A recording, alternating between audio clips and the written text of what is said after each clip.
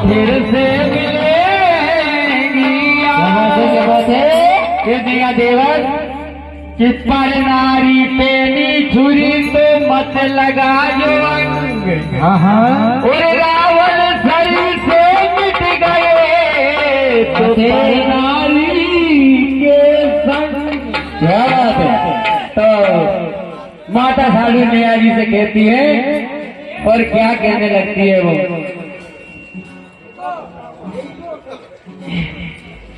हाँ रे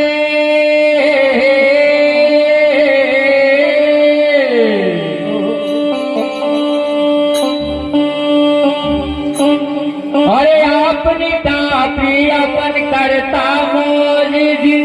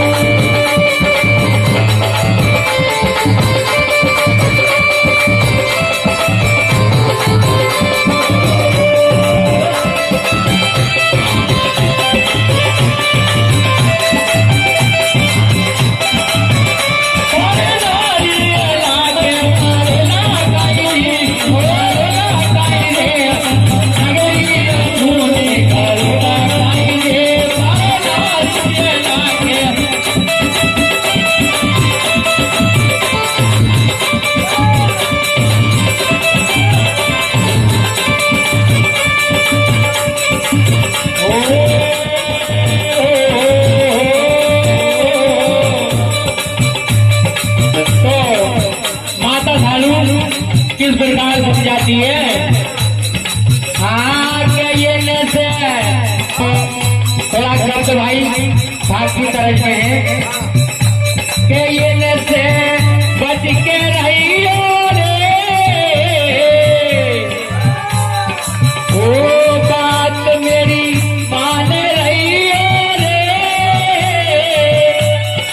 वो नीचे अमृत जान के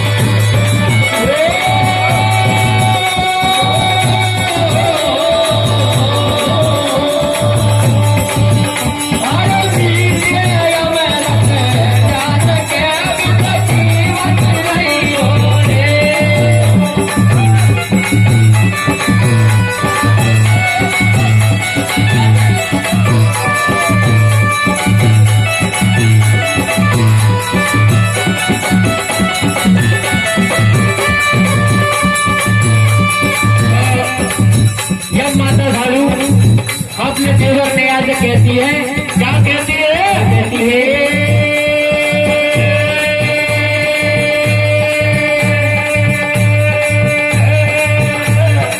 जो पर नारी पे छुरी मत लगा जो यार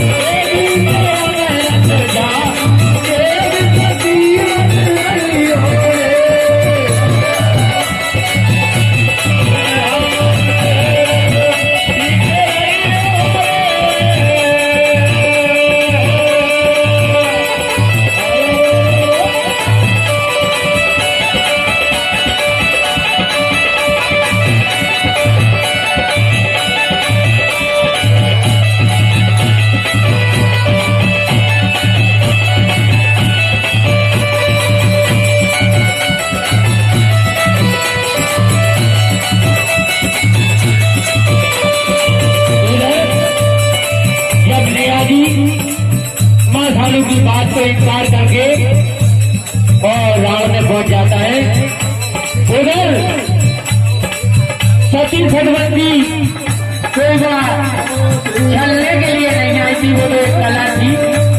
और माँ जगदम्बा भवानी तो जयमती भगवान का सहयोग था, जो चौबीस भाई को उद्धार करने आई थी। तो नेहा जी की परीक्षा लेने के लिए जयमती रास्ते में क्या कहती है, क्या कहती है, अरा नेहा, अरा नेहा थारे भरोसे आगी रे, आगी रे, तेरा तारे रंग मेल में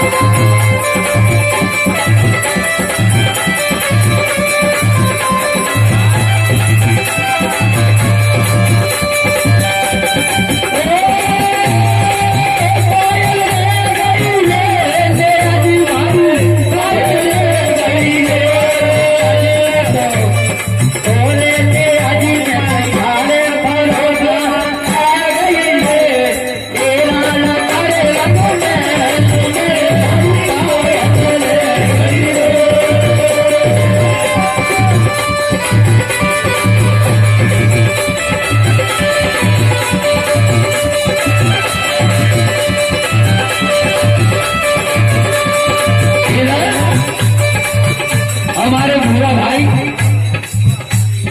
बैठे बैठे मुस्कुरा रहे हैं।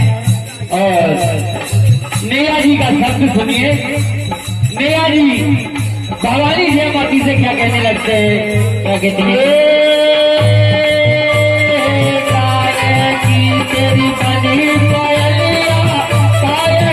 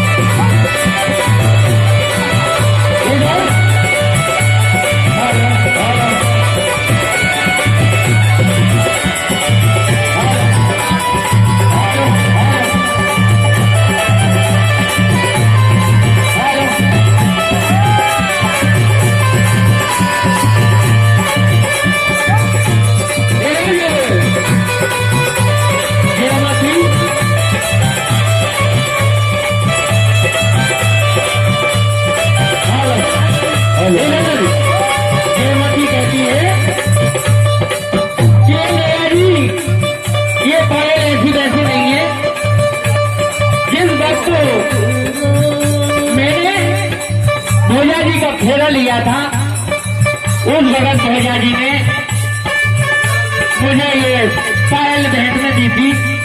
तो जयमती नेहा जी से कहती है कि पायल तो आपको लाना ही पड़ेगी। ओ